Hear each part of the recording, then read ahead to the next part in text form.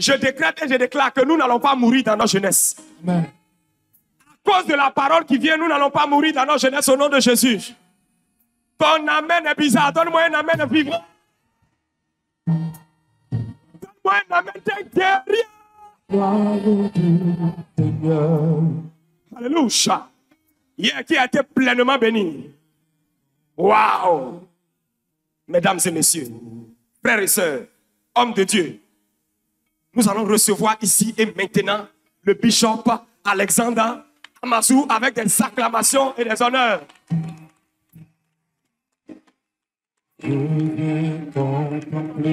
Acclamons le Seigneur, tu peux acclamer plus. Tu peux faire mieux avec le cri de joie. Je vois la compassion du roi prosterné devant lui. Asseyez-vous. Merci. Alléluia. Que Dieu vous bénisse abondamment. C'est pour moi un plaisir encore d'être au milieu de vous. Et je veux remercier le Seigneur pour sa présence au milieu de nous. Je veux commencer par saluer tous les leaders qui sont là, les pasteurs. Saluer... Il est le pasteur. Ah, ok. De l'église Réveil. Est-ce qu'on peut acclamer Dieu pour lui? Lève-toi. Amen. Saluer également les autres. Je crois que tout ça, ce sont des pasteurs. Voilà la secrétaire du Cassis. J'étais étonné de te voir ici. Que Dieu te bénisse abondamment. C'est la fille du pasteur Zando Marc, le bishop. Et je salue tous les leaders, que je ne connais pas les noms, mais je vous honore, vous êtes importants. Est-ce qu'on peut acclamer les pasteurs? Amen. Pasteur Apata est où? Également, qu'on bénit Dieu pour sa vie. Amen. Et Diato et Pasteur Diato, que Dieu te bénisse. Pasteur Traillé, que Dieu te bénisse. Merci. Merci à tous. Merci à tous. Remercions le Seigneur pour le leader de la vision. Est-ce qu'on peut acclamer pour le leader de la vision? Que Dieu te bénisse. Bien. Il faut qu'on prie pour lui. Mets-toi à genoux, on va prier pour toi. Ton épouse est où? Avant de commencer, il faut qu'on prie. Vous savez, de tels hommes ont besoin de notre aide. Parce que cet homme a une flamme et a une grâce exceptionnelle. On peut l'apprécier, on ne peut pas l'apprécier. La grâce est là. Parce que les fruits, Jésus a dit, vous reconnaîtrez l'arbre par ses fruits. Et quand on regarde tout ce qui est en train de se faire, on voit la capacité de déplacer même des leaders jusqu'à un certain niveau. Ça veut dire qu'on a vu en lui un travail qui est fait. Vous savez, le nombre d'invitations qu'on reçoit, on ne répond pas. Je reçois plein, je ne réponds jamais. Et là, c'est parce qu'on sait qu'il y a un travail qui se fait, qui est sérieux. Est-ce qu'on peut se lever? On va prier. On va prier. Éternel Dieu Tout-Puissant. Merci Seigneur pour ta fidélité. Nous te bénissons Seigneur pour ce que tu as commencé et que tu vas achever. Saint-Esprit, tu es Dieu dans le ciel et sur la terre. Je veux te confier ton serviteur. Je veux te confier sa maison et la vision que tu lui as donnée. Je libère la grâce plus qu'abondante. Seigneur, que le ministère ne les emporte pas. J'ai dit que le ministère ne les emporte pas, on dit Amen. Que leur fardeau soit léger, on dit Amen. Et ce pourquoi Dieu les a suscités dans cette génération qu'ils l'accomplissent. Je libère la grâce de la croissance, la grâce de l'élargissement. Je commande au nom de Jésus que tout ce qui les a limités jusqu'à présent ne soit plus au nom de Jésus. Que dans cette nation, Dieu fasse d'eux un signe pour leur génération. Que par leur vie et par leur ministère, plusieurs voient la lumière au nom de Jésus. Nous déclarons qu'ils vivront et qu'ils accompliront leur destinée. Merci Seigneur pour les portes ouvertes. Merci Seigneur pour ta grâce. Merci Seigneur pour ta faveur. Au nom puissant de Jésus-Christ de Nazareth, j'ai prié. Quelqu'un dit Amen. Amen.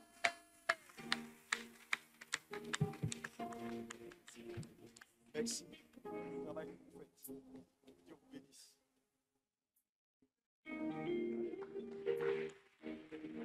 Amen. Asseyez-vous. On va rapidement aller dans la parole de Dieu parce que j'aurais bien voulu rester là jusqu'à demain, mais je ne peux pas parce que j'ai une autre mission et je dois partir parce que ce soir, je dois prendre le vol au Montréal, au Canada. Et je suis très content d'être venu ici. Ce n'était pas évident parce que je revenais juste de voyage, mais j'ai donné ma parole et je ne pouvais qu'être là parce que ces hommes font un travail extraordinaire. Il faut les encourager. Quelqu'un dit encourager. L'Église doit aller à l'unité. Et il faut qu'on laisse nos... Parce qu'on ne court pas les mêmes courses. On ne court pas les mêmes courses, donc il n'y a pas à faire de la comparaison. C'est inutile de comparer quelqu'un qui court 100 mètres à quelqu'un qui fait le décathlon. Tu veux les comparer sur quoi? Ce n'est pas les mêmes règles de jeu. Vous voyez, dans le ministère, chacun fait sa course. D'autres sont sur le front, d'autres sont dans les villages, mais ils sont aussi importants, ceux qui sont dans les villages. Et quand je vois ce que ce jeune homme fait pour la jeunesse ivoirienne, moi, j'ai beaucoup d'admiration pour lui et pour ce travail, parce que la jeunesse, c'est l'avenir. Dites-moi l'avenir. Ok, ce matin, je vais rapidement parler de vision, parce que c'est le thème. J'ai beaucoup de choses que je peux te dire. Mais bon, je voulais quand même toucher le point sur la vision. Sinon, Dieu a mis quelque chose dans mon cœur. Je pense que je vais en parler un tout petit peu pour aider un jeune. Parce que j'ai 45 minutes avant de partir directement vers l'aéroport. Nous allons prendre nos Bibles et nous allons lire Habakkuk 2. Nous allons lire Habakkuk 2. Alléluia. Verset 2. Habakkuk 2. Oui. Oui. Écrit la prophétie. Oui.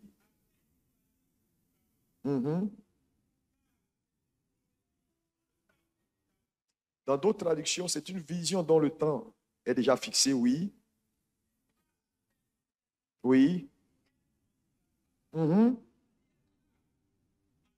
Oui. Amen. Est-ce qu'on peut dire amen à cette parole?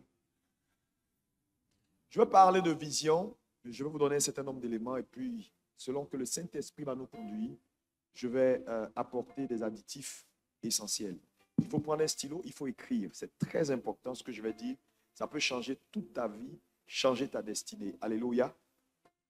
La vision est quelque chose d'essentiel. Quand on parle de vision, c'est voir le futur. Alléluia. Voir le futur. Et là où il n'y a pas de vision naturellement, même quand on arrive, on ne sait pas qu'on est arrivé. Donc, la vision devient importante parce que c'est un indicateur qui nous permet de jauger nos efforts et ce que nous sommes en train de faire, si nous sommes sur la bonne voie ou pas. C'est pourquoi personne ne peut servir réellement Dieu. Personne ne peut servir Dieu sans avoir une vision claire. Alléluia. Maintenant, c'est quoi la vision? Je vais être très pratique dans ce que je vais dire. Je vais vous donner 3 ou 2 définitions majeures pour vous montrer d'abord ce que c'est que la vision. Numéro 1, la vision est une capacité. Est-ce qu'on peut dire quoi une capacité? Donc, avoir une vision, c'est avoir la capacité de voir le futur. Ce n'est pas tout le monde qui a cette capacité de voir le futur. Capacité de voir. Il ne s'agit pas de rêver seulement. Puis là, on a dit d'avoir une vision. C'est une capacité. Donc, c'est important que Dieu te communique cette capacité. Parce que la vision est d'abord la propriété de Dieu. C'est Dieu qui donne une vision. On ne se crée pas une vision. On ne rêve pas et puis on dit, OK, je veux avoir une vision. Je veux bâtir tout San Pedro. Non, ce n'est pas comme ça que ça se passe. Ça, là, tu es en train de rêver. C'est Dieu qui met dans ton cœur une capacité de voir dans sa pensée ce qu'il veut faire pour toi. Mais c'est une capacité. Donc, si Dieu ne t'ouvre pas cette possibilité, si tu rêves toi-même, tu es en train de perdre ton temps. Donc, au-delà des rêves, la vision est une capacité que Dieu communique à un homme pour lui permettre de voir le futur. Mais quel futur? Voir dans la pensée de Dieu ce dont Dieu a planifié pour sa vie. Je veux circonscrire, parce qu'il ne faut pas aller dans tous les sens. Dire aux jeunes gens, la vision c'est rêver, et puis ils vont commencer à rêver à n'importe quoi et à tout. Ce n'est pas vrai. Est-ce qu'on peut me dire Amen?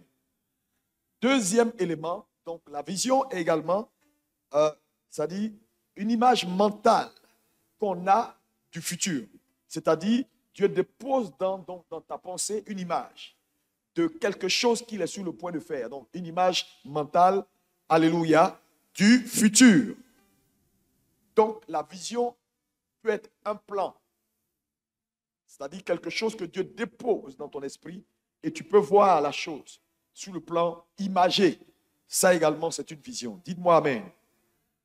Maintenant, la vision biblique a trois composantes majeures.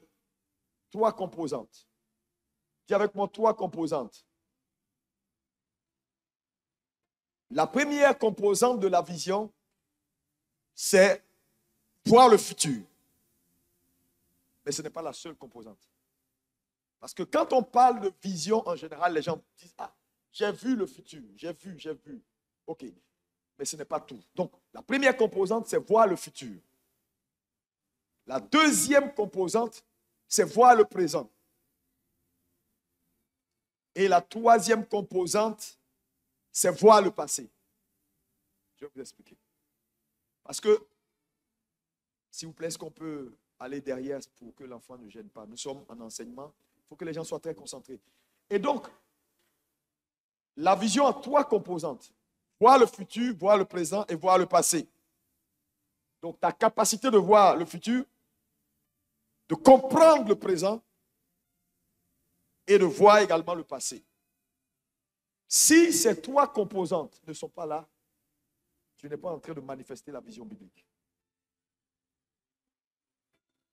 Parce que vous savez, la connaissance, comme j'ai dit, c'est un spectre qui est très large. Et malheureusement, tout le monde n'a pas tous les éléments du spectre qui est large. Et donc, ces éléments-là sont importants pour équilibrer. Donc, la première composante, on peut imager la première composante par un exemple. Qui connaît un télescope? Les télescopes. Quand vous partez, pour ceux qui vont à Paris, vous montez par exemple à la Tour Eiffel, vous allez sur l'Arc de Triomphe ou certains bâtiments qui sont très hauts, vous allez voir qu'ils ont des télescopes qui font quoi? Qui te permettent de ramener le futur dans le présent. C'est-à-dire, le télescope, il te fait voir loin, mais il te ramène un peu ce qui est très loin pour que tu puisses un peu mieux voir ce qui est très loin que naturellement avec tes yeux, tu ne peux pas voir. Donc, il peut te prendre quelque chose qui est un monument qui est très, très loin que tu ne peux même pas observer et il te rapproche. Donc, le télescope voit le futur. Ça, c'est la première composante de la vision. La vision entre dans ton futur lointain et te permet de voir ce que naturellement tu ne peux pas voir. Deuxième composante, c'est la vision voit le présent. La capacité de comprendre le présent. Ici, on peut imaginer cela également par qui connaît un microscope. Le microscope est un appareil qui nous permet de faire quoi? De grossir. Donc, ça dit, on a une analyse à faire. Elle grossit, elle te donne la réalité présente de la situation. Tu as la chose avec toi là, tu as de l'eau, mais tu penses que c'est de l'eau propre. Quand tu mets ça au microscope, il te montre que ce que tu as en tes mains maintenant, en temps réel, n'est pas de l'eau propre. Il y a des virus dedans. Donc, quoi que le microscope, c'est-à-dire, assainit ou, je te dis, révèle la situation présente. Elle met à jour ce qui est présent mais qui n'est pas visible. Donc, voir le présent, la vision te permet de comprendre les détails de ce que tu fais maintenant. La vision te permet c'est-à-dire, te dévoile les détails de ta marche présente. Quelqu'un me dit Amen. C'est essentiel. Et la troisième composante, c'est ta capacité de voir le futur. C'est très important. Tu me diras, mais pasteur, le futur, il est passé. On parle de vision. Tu comprendras pourquoi le futur est important et pourquoi les trois composantes-là ne sont pas négociables pour une vision biblique. Alléluia. Qui connaît le rétroviseur sur une voiture? Qu'est-ce qu'elle fait? Devant en arrière. Le tout, ce n'est pas aller devant. Quand tu ne sais pas sécuriser tes arrières, tu n'arriveras pas devant. Donc la vision a un élément rétroviseur qui te permet de, pendant que tu avances, de faire gaffe. Mauvais chauffeur. Alléluia. Donc, par ces trois images, tu peux comprendre la vision et saisir la vision biblique. Donc, la vision en trois composantes. On voit le futur, on va vers le futur. Et vous allez voir, dans les trois composantes, ce qui te fait avancer, c'est la vision future. Tu vois le futur te fait avancer. Le présent te donne de l'assurance pour avancer et le rétroviseur, le passé, garantit tes arrières pour avancer.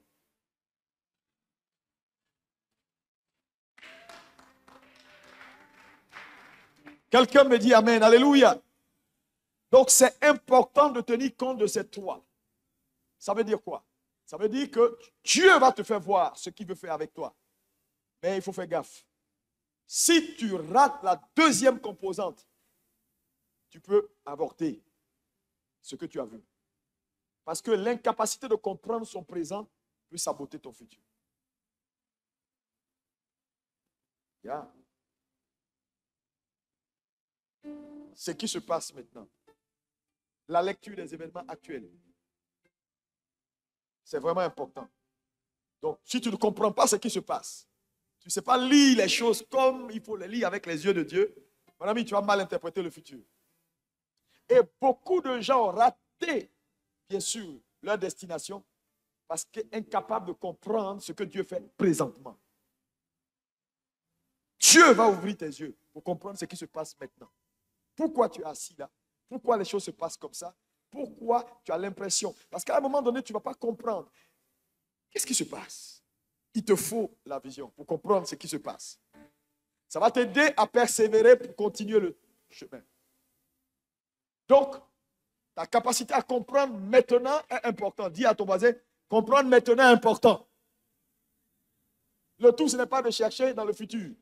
Pourquoi tu passes par les situations dans lesquelles tu passes maintenant? Pourquoi? Pourquoi?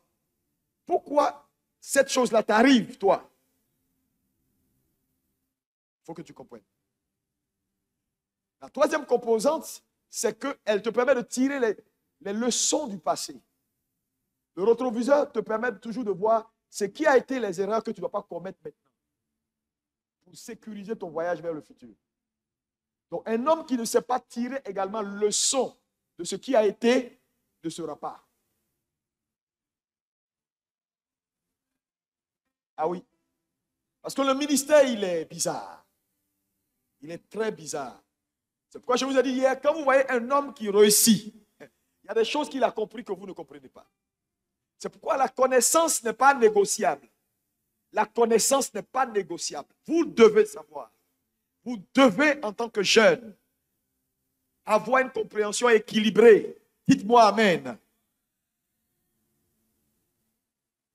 Le passé, quelque chose de très important. Pourquoi tu as échoué hier? Tu tires les leçons pour ne pas échouer. Parce qu'en réalité, l'échec, c'est rien du tout. Moi, je ne sais même pas ce qu'on appelle l'échec. Parce qu'en fait, la vraie définition de l'échec, c'est quoi? Un homme qui a échoué, c'est quoi l'échec? Moi, je ne sais même pas comment définir l'échec. Ce que je sais, c'est que l'échec, c'est un moyen que Dieu te donne de recommencer et de mieux recommencer. Donc, en fait, il n'y a pas d'échec. Il y a juste Dieu qui te donne une deuxième chance de bien faire ce que tu n'as pas bien fait hier. C'est tout. Donc, si tu comprends la vie comme ça, tu vas voir que tu tireras profit de tes échecs. Et tu ne vas pas voir l'échec comme une fin en soi, comme un problème, même comme un partenaire pour devenir meilleur. L'échec nous apprend. L'échec est un professeur. Dis-moi amen. C'est pourquoi il ne faut pas avoir peur d'échouer. Peut-être que tu as échoué hier, mais demain, tu ne vas pas échouer. Oh, dis-moi amen et reçois. Alléluia. Alléluia. Il faut toujours tirer le leçon du passé. Est-ce que les trois composantes sont très claires? On va continuer et je vais vous donner un certain nombre d'éléments concernant la vision. 5 choses que je veux que tu notes. Que fait la vision quand un homme la reçoit? La vision biblique. Je précise toujours biblique. Alléluia.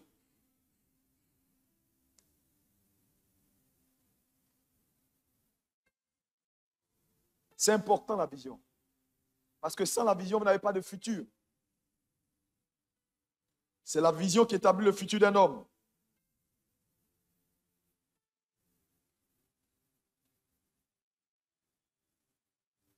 Je veux que tu notes quelque chose qui est important, qui est une leçon importante.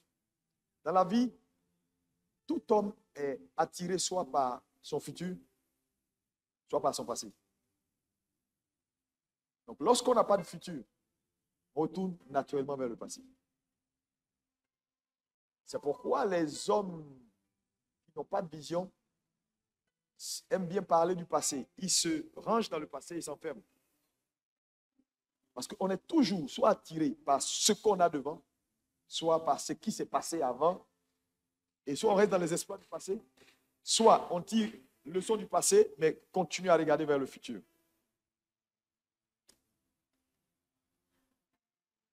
Je vais te donner un exemple. Un jour, une société construisait une cathédrale. Et puis, quelqu'un est arrivé sur le chantier et il a demandé aux ouvriers.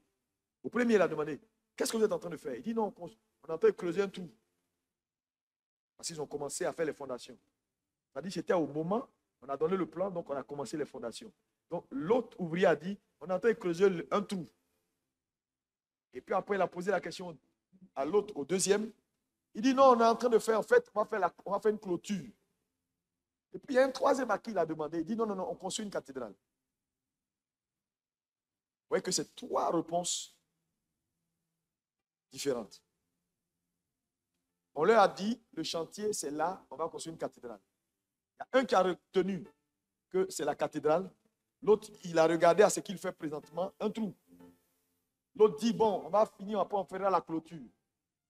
Mais vous voyez que de ces 3-là, qui ira jusqu'à la fin? C'est celui qui a dit la cathédrale. Parce que lui, tant qu'il n'a pas vu sa cathédrale, il n'arrêtera pas. Mais celui qui dit le trou, à un moment, il va dire, mais ce trou-là nous fatigue.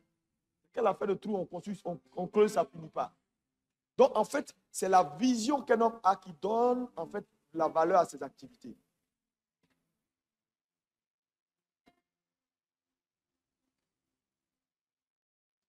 Quand tu n'as pas de but, tu fais des activités, en réalité, qui n'ont aucun sens. L'activité trouve tout un sens dans l'image que j'ai vue. Regarde ton voisin, il dit, sors des activités et vois quelque chose qui donnera force à tes activités. Alléluia. Alléluia. Si on est béni, je veux une acclamation, c'est bon? Alléluia. 5 choses que la vision fera quand Dieu te communique cette capacité. Numéro 1, elle va contraster avec tes réalités. Quand Dieu communique une vision à un homme, la première chose qui arrive à cet homme, c'est que sa réalité est contrastée. Il y a un contraste entre ce qu'il reçoit et ce qu'il vit. Parce que ce qui vient de Dieu ne peut pas t'accommoder. Ce n'est pas possible. C'est que ce n'est pas Dieu. C'est Dieu. Il dit à Habakkuk, écris la vision. C'est moi qui donne la vision. Quand Dieu te donne une vision, la première chose, c'est qu'il y a un contraste entre ce que Dieu t'a dit et ce que tu vis. Parce que tu as dit, mais qu'est-ce qui se passe là? On me dit, moi, de faire ça alors que je n'ai même pas de moyens. Donc, il y a déjà un contraste. Donc, si ce que tu veux faire pour Dieu, cette vision, soi-disant vision que tu as reçue, ne te challenge pas. Il n'y a pas un contraste. Il y a un problème. Dieu est trop grand pour te donner quelque chose qui soit à la mesure de ton potentiel. Oh, il est trop grand. Ça va toujours te dépasser. Ça va toujours te faire peur. Ça va toujours te contraster. Donc, numéro 1, c'est le contraste. Alléluia. C'est comme Dieu pouvait venir devant Israël et dire aux enfants d'Israël, il dit, dans leur situation de souffrance, où ils sont en esclavage en Égypte, ils n'ont même pas à manger. Il dit maintenant, allez, je vous envoie dans un pays où coule le lait et le miel. Viens, attends. Là, on ne s'en sort même pas. C'est affaire de miel. Il dit, regardez, ayez cette image. Je veux fixer une image dans votre esprit. Là où vous allez, on ouvre les robinets, c'est du lait. On ouvre les robinets, c'est du miel. Il dit, là, regarde, on ne s'en sort même pas ici. Tu parles de robinet. C'est comme ça, Dieu.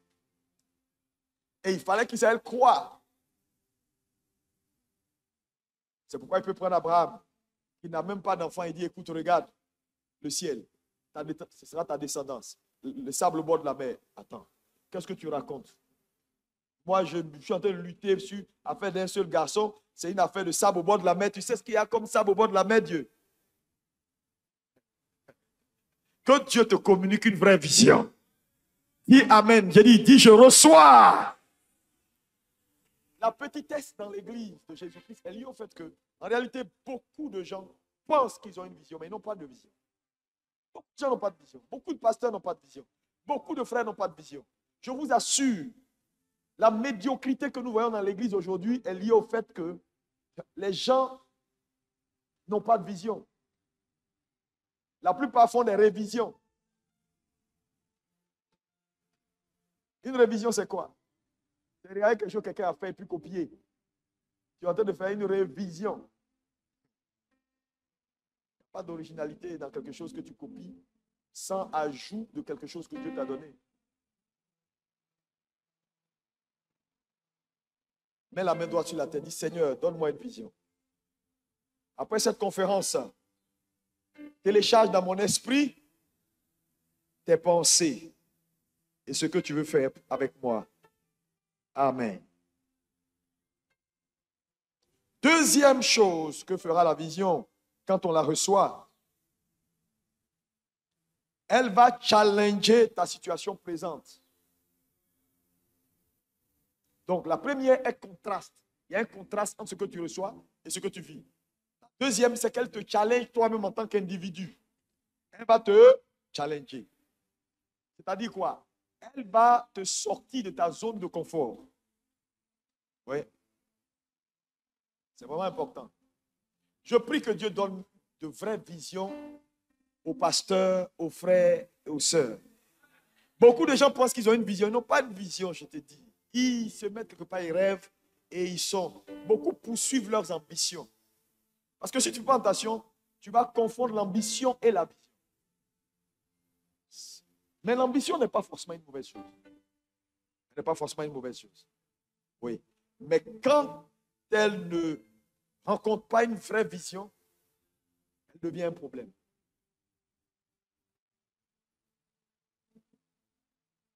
Il faut checker tes motivations. Qu'est-ce qui te fait courir? Qu'est-ce qui te fait courir? Est-ce que c'est réellement parce que tu veux, ou bien tu veux qu'on dise monsieur X, monsieur Y? Parce qu'il y a beaucoup de choses qu'on fait par envie, par, voilà, c'est-à-dire par ambition, ou par copie. On copie quoi. On copie, on est jaloux, on veut faire comme tout le monde. Et c'est, regardez les résultats de l'église. Vous allez comprendre qu'il n'y a pas beaucoup d'hommes de Dieu qui ont des vraies visions. Parce que quand Dieu dépose quelque chose dans l'esprit d'un homme, je dis ça contraste avec tout. Ça vient pour apporter une nouvelle lumière. Tout le monde est obligé de reconnaître que ça, c'est le doigt de Dieu et que c'est différent. Dieu ne se répète pas. Il y a trop de répétitions dans l'église. C'est comme, vous allez voir, la plupart de nos églises en Afrique, surtout en Côte d'Ivoire, ne grandissent pas. L'évangélisation en Côte d'Ivoire est un problème. Hein? Regardez nos églises à Abidjan. En termes de croissance, l'église ne grandit pas. Les chrétiens tournent. Il y a une différence entre tourner et grandir. Aujourd'hui, ils sont avec Pasteur X, pour cette saison, son église est grande, tout le monde parle de lui. Saison prochaine, il sera avec Pasteur X. Prenez une église, allez dans vos églises. Dimanche là, posez la question à vos membres. Quels sont les chrétiens qui sont à leur première église évangélique? Tu ne trouveras pas 10% dans ton église. Ça veut dire qu'il y a problème. Il y en a qui sont à 2, il y en a qui sont au 3e, il y en a qui sont au 4e, il y en a qui sont à 25 églises.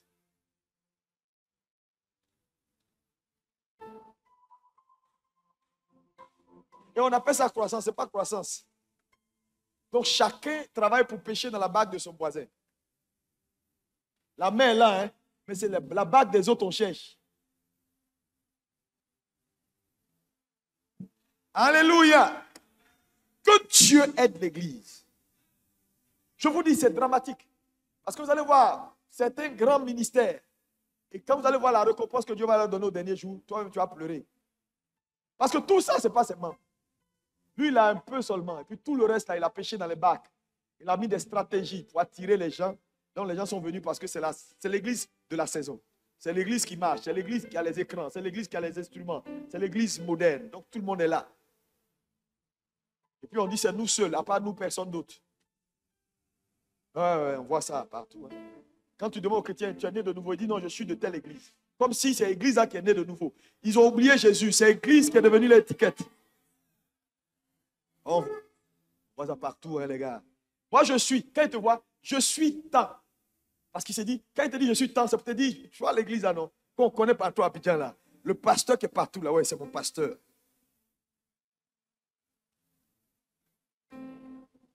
C'est zéro.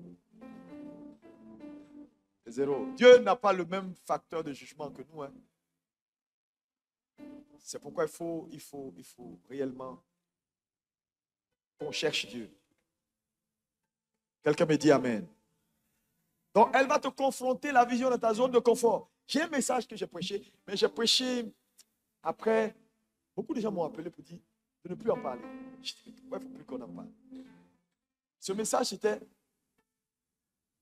les églises sectes. Je ne parle pas des sectes, j'ai dit les églises sectes. Ce n'est pas les sectes, les églises qui sont devenues des sectes. Ouais, il y en a beaucoup. Églises évangéliques qui opèrent maintenant comme des sectes. Parce que les sectes ont une caractéristique. Ouais. Et à un moment donné, une église peut glisser d'une voie normale vers une église secte. Sans même s'en rendre compte qu'elle est en train de devenir une église secte. En pratiquant certaines choses que les sectes ont l'habitude de pratiquer. Je ne vais pas entrer dedans, sinon ça va. Un exemple comme ça pour te donner un exemple.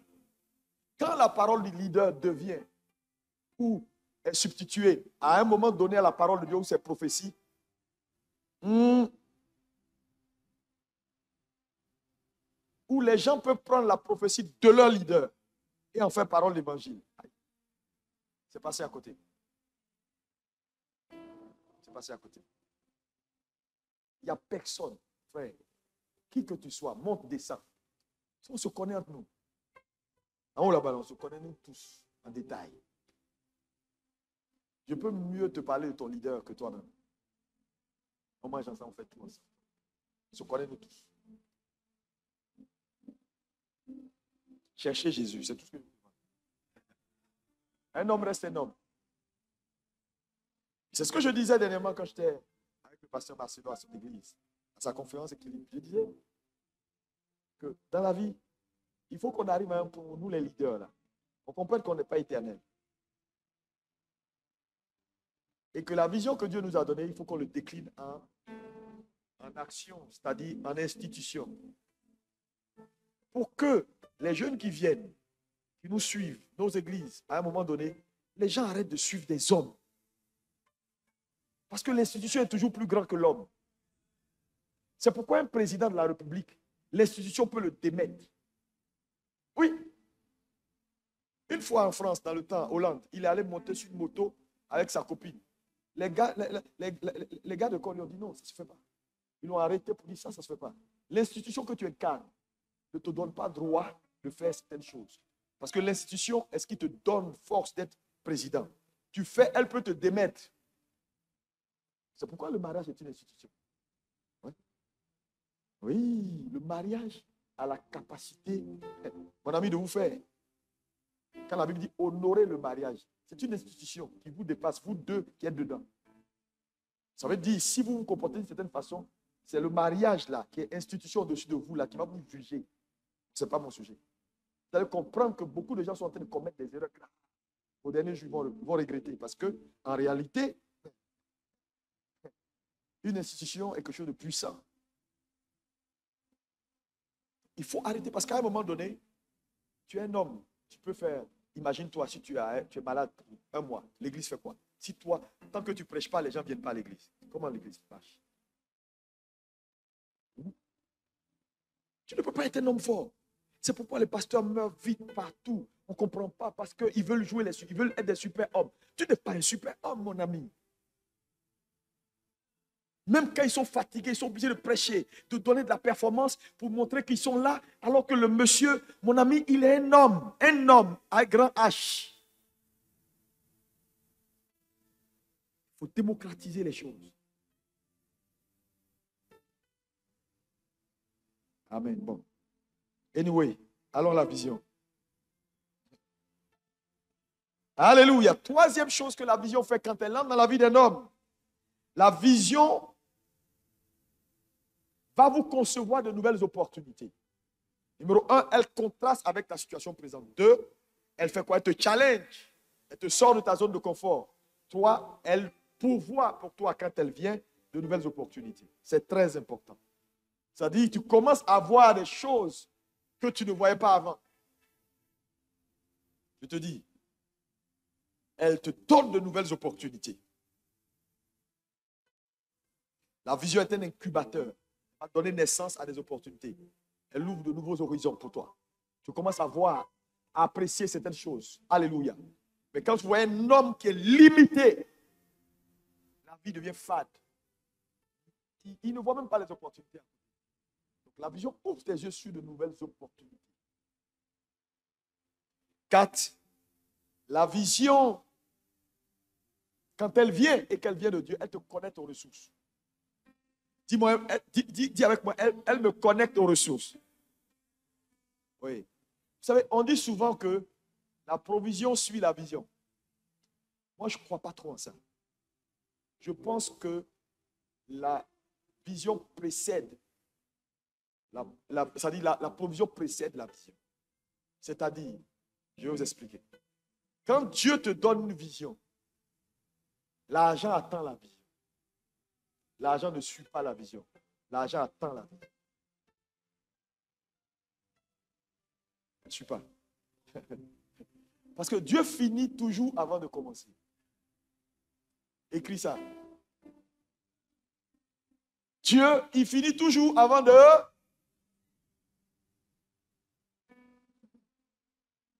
Ce n'est pas après qu'il va commencer à réfléchir pour dire, bon, on lui a demandé de bâtir. On fait quoi? On fait quoi? On fait quoi? On fait quoi? Même ce qui s'est passé à Éden, qui vous a dit que ça a surpris Dieu? La Bible dit Jésus est mort avant la fondation du monde. Donc, c'était pourvu avant. Dieu finit avant de commencer. Alléluia! Alléluia! Il n'y a pas de surprise avec Dieu. Hein? Il est Dieu. Dans ton passé, il voit ton futur. Donc, la vision te connecte à la provision que Dieu a déjà établie. C'est pourquoi la vision est nécessaire. Quand vous voyez un homme dans le ministère qui ne s'en sort pas, il lutte là, il y a deux questions. Soit ce n'est pas Dieu qui l'a envoyé, soit il s'est envoyé lui-même. Parce que si Dieu te communique une vraie vision qui vient de son cœur, la vision va te conduire vers l'argent. Oh non. Ça va te conduire comme ça. Tic, tic, tic, tic, jusqu'à l'argent, tu vas prendre. Dieu n'appelle pas un homme pour le frustrer. C'est les hommes qui font ça. Quand Dieu regarde Adam au départ et dit, sois fécond. Le mot sois, Dieu impose sur la capacité de l'homme quelque chose. Quand il dit sois, c'est-à-dire, sois la chose. Donc j'impose sur ta capacité un résultat que j'attends. Mais Dieu ne peut pas dire à l'homme sois ce qui n'est pas d'abord. C'est parce que l'homme était déjà fécond que Dieu dit sois. Donc Dieu va toujours te demander ce que tu as. C'est les hommes qui demandent ce que tu n'as pas. Donc quand Dieu t'appelle, il dit, pas faire ça. C'est parce que tu peux le faire. Dieu ne frustre personne. Dieu est bon. C'est un bon père.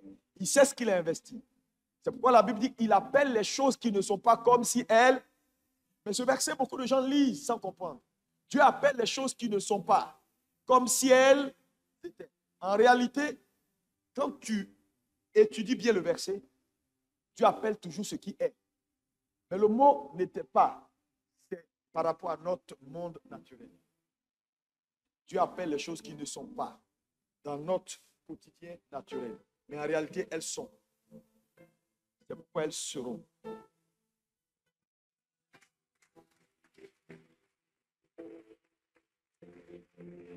C'est pourquoi la foi biblique, ce n'est pas voir ce qui n'existe pas, en réalité. La foi biblique ne crée rien de nouveau. La foi biblique prend ce qui est, mais qui n'est pas dans notre monde physique et la matérialise. Ça veut dire que dans l'exercice de ta foi, tu ne peux pas te permettre de demander ou réclamer quelque chose qui n'est pas.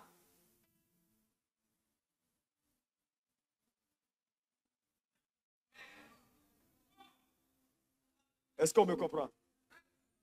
C'est vraiment essentiel ce que je vous dis. Hein? Vous savez, ne pas comprendre l'évangile, on fait des folies. Et on a vu des pasteurs faire des choses, croyant qu'avec leur foi, ils peuvent recréer le monde. Ce n'est pas vrai. Tout ce que Dieu se permet à faire pour un homme est ce qui est déjà balisé en Christ. Tout ce qui n'est pas balisé en lui. Libère ta foi, comment ça ne viendra pas.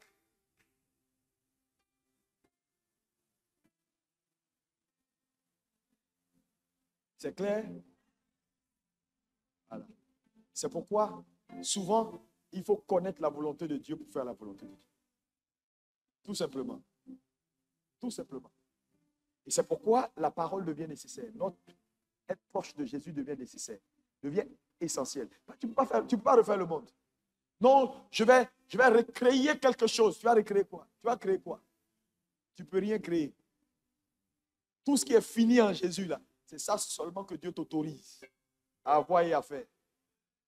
Donc quand on dit la foi, c'est voir des grandes choses, il ne faut pas aller voir des choses bizarres pour dire, bon, par la foi, c'est vrai qu'elle est mariée, mais je déclare, la Bible déclare que la foi peut faire même ce que le monde n'a jamais vu. Je déclare qu'elle devient ma femme alors qu'elle a... Non, c'est quoi? C'est quelle foi ça?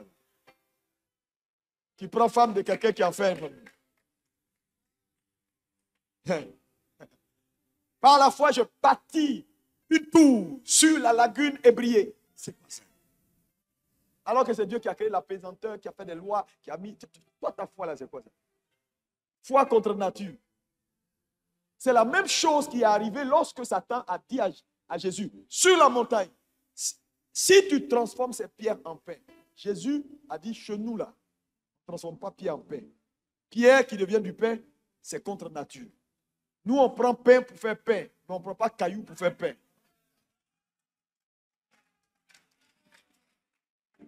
Prendre caillou pour faire pain, c'est ce que tu veux faire là.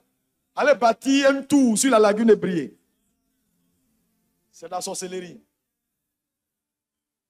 Alléluia. Tu n'as pas le CP Boost, tu dis tu veux être directeur général de l'ONU. C'est ça, prendre pierre pour faire. Tu dis, mais tu es capable. Je vais libérer ma foi. L'ONU va m'appeler pour dire, tu es le prochain secrétaire général de l'ONU. Mon ami, il faut arrêter de rêver. La foi obéit à une logique. Peut-être que tu ne sais pas ça, je vais te dire. Quand on dit la foi, je te démontre que la foi obéit à une logique. Qui vous a dit la foi, c'est la folie? Ce n'est pas la folie. Quand Dieu appelle Abraham pour dire, va dans un coin où je vais te montrer, et puis, allez, vas-y. Abraham va là. Où est la logique dedans? Il ne sait pas où il va. Au moins, il sait qui l'appelle. C'est une logique. Hein. Quelqu'un me dit, bon, écoute, allez, va. Et puis tout est noir. Au moins, je le connais. Donc ça, là, ce n'est pas rien. Donc c'est sur la connaissance qu'il a de ce Jéhovah-là qui s'engage dans un environnement qu'il ne maîtrise pas.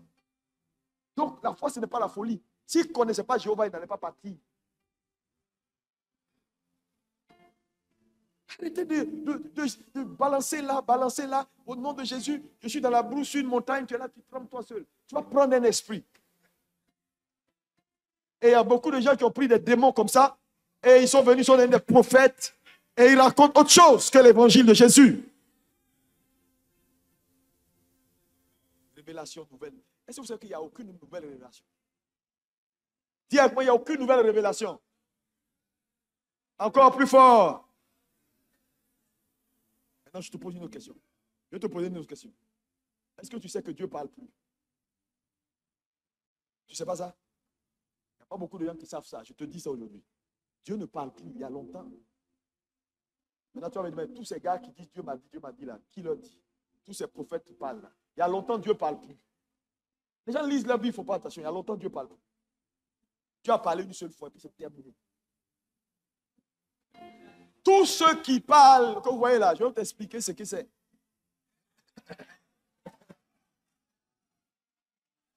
Alléluia! Regardez. Je m'en vais en voyage. Bien. Je prends ce monsieur. Et puis je lui dis, tu sais, je vais partir un bon moment. Mais, numéro 1, voilà ma volonté, voilà ce que je veux, voilà ce que je veux, voilà ce que je veux, voilà ce que je veux. Voilà, sur tous les sujets. Voilà mon point de vue. Sur ça, voilà mon point de vue. Ça, voilà mon point de vue. Voilà. Écoute, quel que soit ce qui arrivera, enregistre tout ce que je te dis sur une cassette. Dès que le problème se présente, appuie la cassette et puis les gens, ils n'ont qu'à écouter ça. Donc, il prend Jésus. La Bible dit en Jésus, c'est la plénitude de Dieu. Dieu met sa volonté. Dieu met tout en Jésus. Il parle. Quand Jésus dit à la croix, tout est accompli, là, tout est fini, ça veut dire, Dieu a fini de travailler, il a fini de parler, il n'y a plus rien, il n'y a plus rien, il n'y a plus rien. Je suis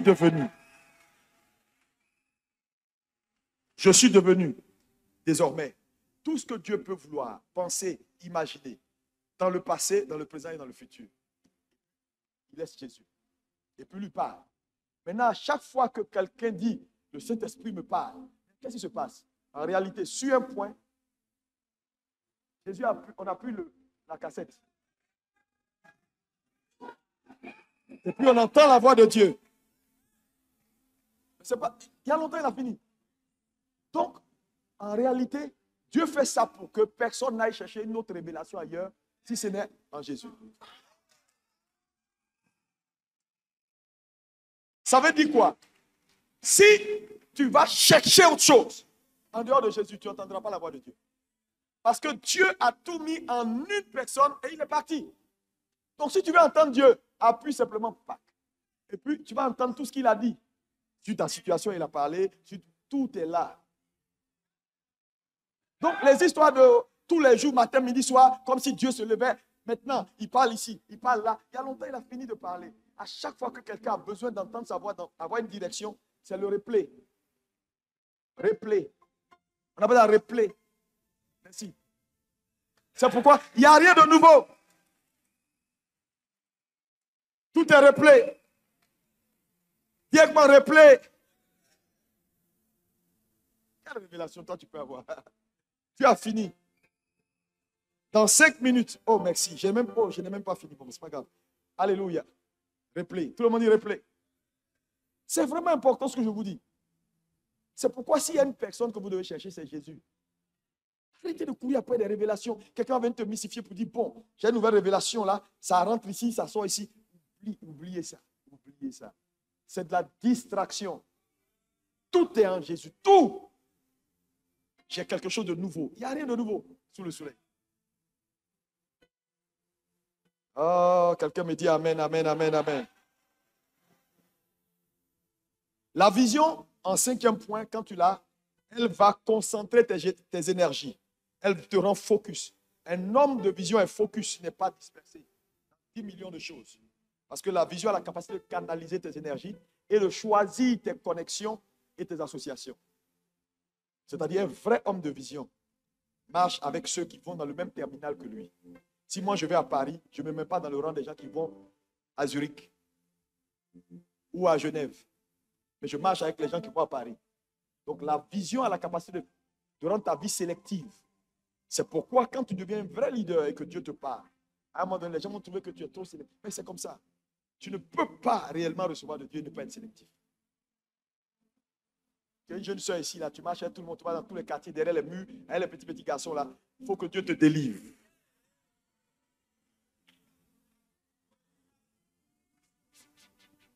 La jeunesse, j'ai dit, ce n'est pas un état, c'est un passage. Et de la sagesse. Ce n'est pas des moments pour venir voir des grands hommes de Dieu. Non, non, non, ce n'est pas ça. Dieu vous a rassemblés parce qu'il veut changer votre vie.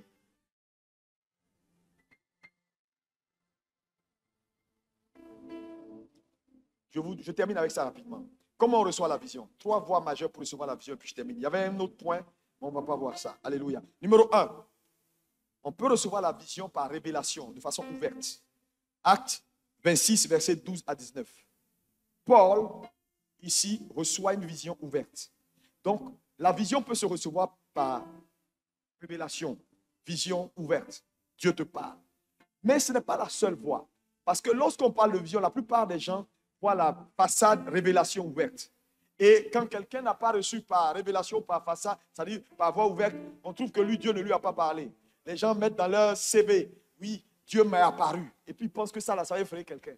Ça effraie les gens qui ne savent pas lire la Bible. Dieu m'est apparu. On s'en fout. Moi, je n'ai pas vu Dieu. Mais c'est que Dieu fait avec moi là. Toi, il t'est apparu là. Je ne sais pas s'il fait ça avec toi. Il ne faut pas chercher à avoir une vision forcément. Oui, j'ai vu. Les anges étaient là. Et puis, les gens mentent dans leur truc là. Il ne faut pas être dans ça. Dis Amen. On t'a parlé, on ne t'a pas parlé. La Bible a déjà fini de parler. Prends ce qui est pour toi et puis continue ton chemin. Est-ce que quelqu'un peut me dire Amen? Ah! Deuxième voie par laquelle la vision peut venir. On peut recevoir la vision par, et c'est très important, la deuxième voie, on peut recevoir la vision par impact ou par association. Impact ou association. Quelqu'un me dit impact ou association. C'est très important. Quand on prend la vie de Josué, Josué a été impacté par Moïse, n'est-ce pas? Il a imposé la main à Moïse. Josué a eu pratiquement le même ministère que Moïse, parce qu'il vivait avec Moïse et dans son environnement. Donc, ce qui était la mission de Moïse, il a communiqué à Josué. Donc, on peut recevoir la vision par impact. C'est-à-dire, Dieu peut permettre à ton leader de prier pour toi et puis te communiquer quelque chose qui impacte ton esprit. Et puis, à partir de ce jour-là, il y a une forte conviction dans ton cœur d'accomplir quelque chose dans le sens du ministère même dans lequel tu es. Parce que par association dans le ministère, tu as été dans un ministère, par exemple, qui aime l'évangélisation mondiale dans les villages, et à un moment donné, tu es impacté par l'environnement de ce ministère-là qui fait l'évangélisation. Et toi aussi, ça devient un fardeau pour toi dans ton cœur parce que dans l'environnement, par association et par impact, tu as reçu le même mandat. Donc, on peut recevoir la vision par impact. Donc, les gars, il ne faut pas avoir peur. Dites-moi Amen. Et troisième possibilité, on peut recevoir la vision simplement par conviction. Néhémie 1, verset 1 à 4. Quand Néhémie décide d'aller rebâtir les murailles, ce n'est pas Dieu qui lui a apparu. Il a vu, il a reçu la conviction, il a demandé la permission au roi, il est parti. Donc une conviction personnelle dans le cœur, Dieu peut le mettre dans ton cœur. Donc vous voyez, ces 3 voies-là sont bibliques. Donc il n'y a pas à dire, moi, je n'ai pas reçu une révélation, on n'a pas prophétisé pour dire, toi là-bas, tu vas être serviteur de Dieu. Toi là-bas, non, non, ce n'est pas forcément ça. Dieu peut le faire s'il veut, s'il juge que cela peut t'aider. Mais Dieu également peut le faire par ta capacité à marcher après un homme, ta fidélité dans l'environnement. Ce qui se fait devient également ta vision. C'est pourquoi vous allez voir que la plupart des pères, des fils spirituels dans un ministère finissent toujours par aller dans le sens, à part quelques-uns que Dieu distingue, aller dans le sens de ce qui se faisait de façon globale dans le ministère. Donc, on reçoit une vision également par association. Mais on peut la recevoir également par une conviction personnelle que Dieu met dans le cœur, comme dans le cas de Néhémie. Donc, qu'importe le cas dans lequel Dieu t'a établi, tu es dans la volonté parfaite de Dieu. Il ne faut pas te laisser intimider par qui que ce soit, par les exploits de qui que ce soit. Dieu a un plan pour ta vie et ce plan s'accomplira. Est-ce que quelqu'un peut me dire Amen? Est-ce que tu crois que ce plan s'accomplira? Je suis venu te challenger, alléluia, et déclarer sur ta vie. Je suis obligé de terminer. On va se lever. Je vais prier pour toi. Que Dieu fasse pour toi. Alléluia. Après cette conférence, que ta vie soit complètement transformée au nom de Jésus. Je libère la grâce de Dieu dans ta vie au nom de Jésus. Je déclare que l'Éternel se révèle à toi au nom de Jésus. Que dans ta génération, tu accomplisses des grandes choses au nom de Jésus. Oh, dis, je reçois la grâce d'accomplir dans ma génération des grandes choses. Au nom de Jésus. Au nom de Jésus. Au nom de Jésus. Je déclare la vision de Dieu dans mon cœur, dans ma vie, se développe. Que le Saint-Esprit éclaircisse cette vision maintenant même au nom de Jésus, qui te connecte aux ressources pour l'accomplissement de cette grande vision. Retiens, qu'il n'y a pas de petite vision. Pas de petite vision. Qu'importe la taille de la vision que Dieu met dans ton cœur, Dieu donne toujours à chacun selon sa capacité. Le mot selon sa capacité veut dire que Dieu donne toujours 100% à tout le monde. Capacité 2, talent 2, tu as 100%. Capacité 5, talent 5, tu as 100%. Dieu travaille en termes de pourcentage, pas en termes de dons. Donc, il n'y a pas quelqu'un ici là qui n'a pas 100% de ce que Dieu lui a donné. Et avec tes 100%, tu peux accomplir ce que œil n'a point vu, ni oreille entendu. Ce que je vais te demander et laisser avec toi, concentre-toi sur ce à quoi Dieu t'a appelé à faire. C'est sur ça qu'il va te juger. Ce n'est pas en courant, ce n'est pas en regardant, ce n'est pas en faisant, tout en respectant ce que Dieu fait avec les autres. Et en bénissant Dieu, concentre-toi et tu feras la gloire de Dieu. J'ai dit, tu feras la gloire de Dieu. Que l'Éternel vous bénisse et que sa grâce soit avec vous. Merci de m'avoir écouté et que Dieu vous bénisse. Ça sera à la prochaine. Merci.